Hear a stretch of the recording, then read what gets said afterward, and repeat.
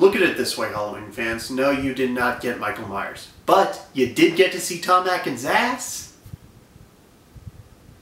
Happy, happy Halloween, Halloween, Halloween, happy, happy Halloween, Silver Shamrock. Hello everybody, here I am talking about the Halloween franchise once again after one of my more controversial videos. I mean, it wasn't Ghostbusters reboot controversial, but the people of YouTube let me know that they did not like what I had to say.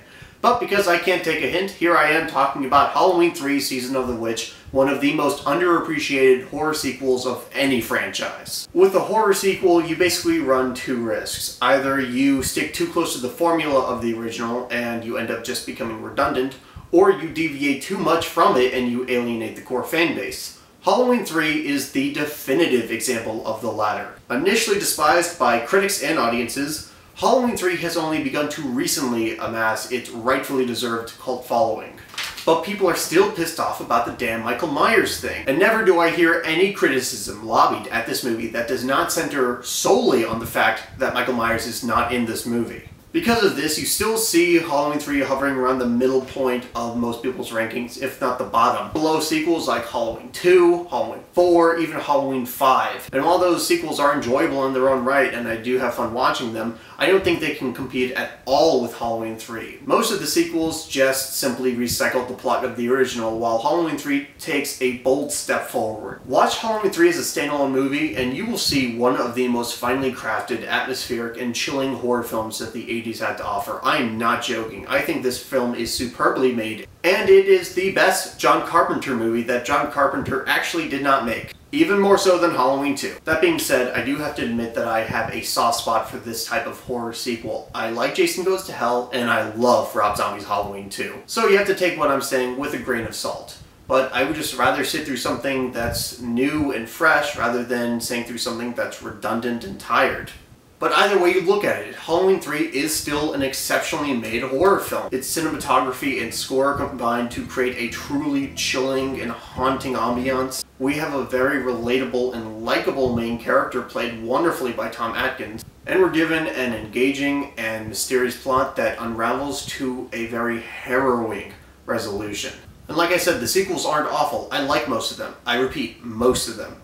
But they just don't compete with Halloween 3 in terms of story and atmosphere. Hell, they can't even get the mask right most of the time. The most those sequels get to being atmospheric is when they're just copying the original. They're playing the same score, using very similar cinematography and color tones. It's just not inspired. It's taking ideas from a better movie and applying it to your own. And they have their own unique ideas here and there. But at the end of the day, you do have films that are just redundant to the original. Halloween 3 carves out a style all on its own. It carves out a tone that is distinct to itself. It carves out a plot that is engaging unto itself. And I think the measure of a sequel is how it stands on its own. Yes, it's nice when it builds on the original. It's nice when it maintains that continuity. But at the end of the day, I'm watching this movie and not the original. So I'd rather this be a good movie than a good callback to the original. Honestly, and I'm not joking, Halloween 3 is such an excellent display of horror filmmaking that I believe it might even rival the original. Bear with me here. Usually you can't help but compare a sequel to the original in terms of quality.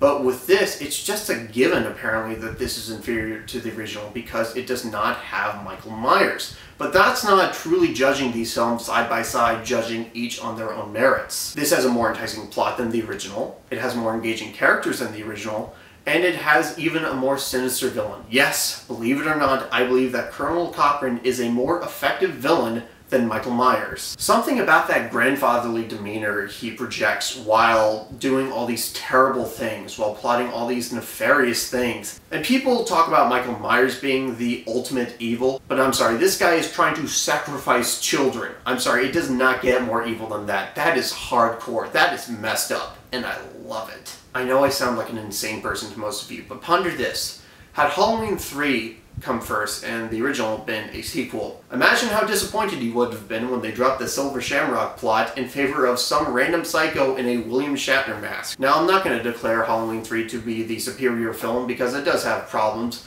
Mostly there's a twist at the end that just doesn't really make sense because if you really think about it, it should have happened much earlier. If you have seen this, you know what I mean, but for the sake of not revealing spoilers, that It just logically should have happened earlier. The character makes a turn that she would have done much, much earlier. But regardless, I will happily say that Halloween 3 is my favorite of the original series. I'm happy to see it finally amass that cult following that it had been missing, and I hope it does so even more. I hope it just grows in stature until it's just a bona fide classic like the original. Happy, happy Halloween.